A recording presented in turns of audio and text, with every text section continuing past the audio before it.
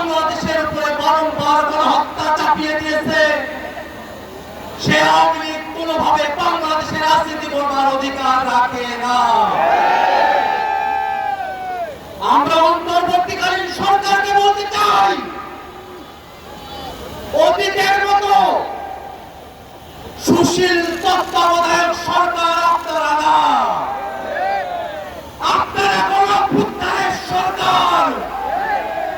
গণঅভ্যুত্থানের mandate দিয়ে যারা উপদেষ্টা হয়েছেন তাদের কাছে প্রশ্ন যে আওয়ামী লীগ বাংলাদেশে গণহত্যা করেছে, সে আওয়ামী লীগের বিরুদ্ধে আইনগত ব্যবস্থা নিতে বাধা কোথায়?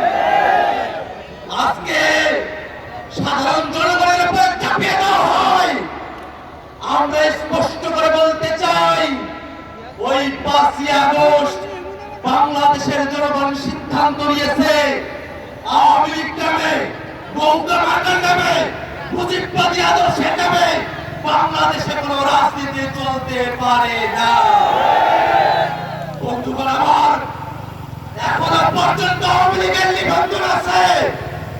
আমরা হুঁশিয়ারি দিয়ে বলতে চাই যে আওয়ামী লীগ বাংলাদেশে সন্ত্রাস করেছে। আওয়ামী লীগের নাম নির্বাচনের নিবন্ধনের খাতা থেকে কেটে সন্ত্রাসীদের খাতায় উল্লেখ করতে হবে। বন্ধুগণ আমার, বাংলাদেশে যতদিন পর্যন্ত জুলাই প্রজন্ম বেঁচে আছে, ততদিন পর্যন্ত বাংলাদেশে আওয়ামী লীগকে আমরা 1 সেকেন্ডের জন্য প্রাসঙ্গিক হতে দেব না।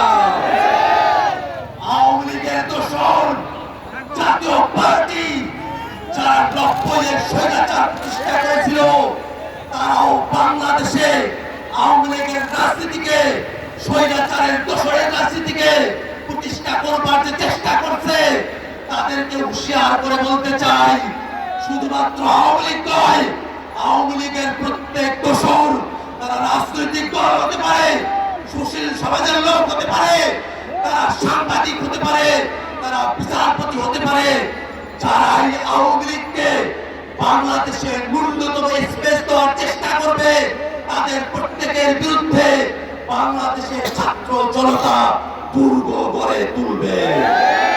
বন্ধুগণ আমার, জাতীয় নাগরিক পার্টি শুরুর সময় থেকে আওয়ামী লীগের বিরুদ্ধে তাদের তীব্র কণ্ঠস্বর জুড়ে গেছে।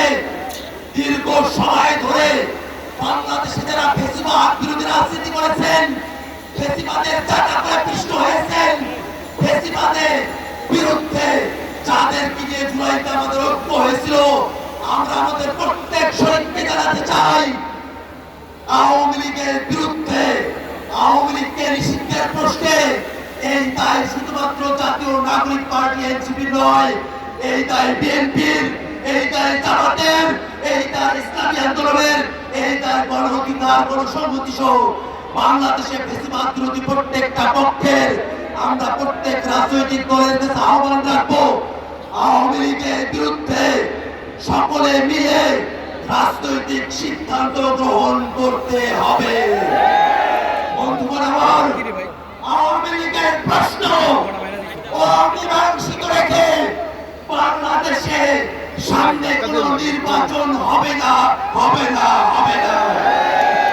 সরকারের কাছে সর্বশেষ মেসেজ জানিয়ে দিতে চাই, আওয়ামী লীগকে, আওয়ামী লীগের দোসরদেরকে আইনের হাতে তুলে দিন। জনগণের হাতে যদি আওয়ামী লীগ পারে,